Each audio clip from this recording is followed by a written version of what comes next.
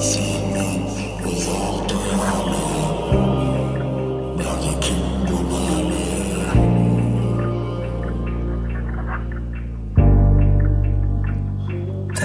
Men bilemem nereden gelip gene akayan bir zat. Sen yüreğime girmek için yine sanayan bir zat. Yine sen özün aklayan, sen özün bilen ok. Men neme diyecek olyan bana sen hiç düşünen ok. Men görüp seni izine yine de gelirin yanına. Sen bölüp beni yatlama diyardın inni yatlaman. Sen özün senin yanlıştın unuttun emez hadi.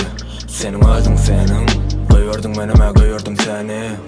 Ey gireli kapıdan bile yerdim önkiyali. Yine solmuşsan kıyali. Taşımızdan yine de gül kıyali. Biz günümüz günlü kıbır evet gün kiyali. Sen söydün mü? Ay yok sevmedin ben kiyali. Aytmana zatken senim yattı bile. Yatken kelleden çıkan o entek. Bana söyleyen diyen inni senden. Bana söyleyen diyen inni senden. Sana mendel ol. Sen beni yatlayan mentegim.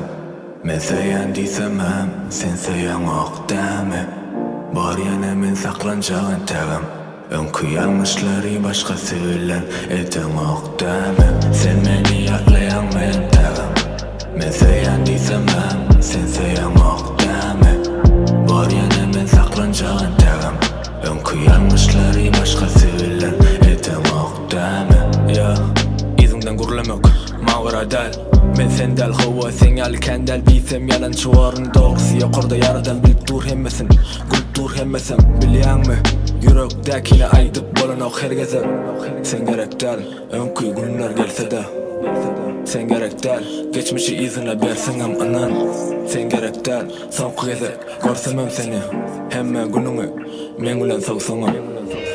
Sen beni yatlayan mentegim.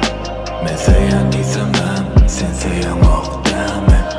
Var yana men saklanacağın tegim. Önkü yanlışları başka